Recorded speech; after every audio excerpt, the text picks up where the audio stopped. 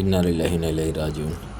সিলেটের এয়ারপোর্ট রোডও আজ রাত 10:30টার দিকে দেখো একটা মারাত্মক দুর্ঘটনা ঘটছে। দেখা একটা সিএনজি মোটরসাইকেল এবং ট্রাকের তিনমুখী সংঘর্ষ হয়েছে। সংঘর্ষ ঘটনাস্থলে নিহত হয়েছে মোটরসাইকেল আরোহী যে ভাই তানজিল, তার বয়স 20 বছর, তার বাড়ি কুসাইত, সিলেটের যে কিশোরমা কুসাইত। এর আগে আর একটা দুর্ঘটনা ঘটছে হরিপুর যে রোডও, হরিপুর রোডও একটা বাসের লগে আরেকজন বাইক মোটরসাইকেলের সংঘর্ষ হয়, ঘটনাস্থলে অবাই মারা গেছেন।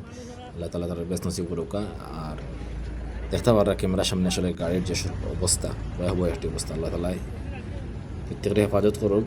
আর প্রত্যেকে যারা অন্তত বাইক চালাইবা অন্তত একটু ধীরে গতিতে বাইক চালাইবা, আর ভিডিওটা বেশি করে শেয়ার করবা বা পেজটা ফলো দিয়ে লগে থাকবা।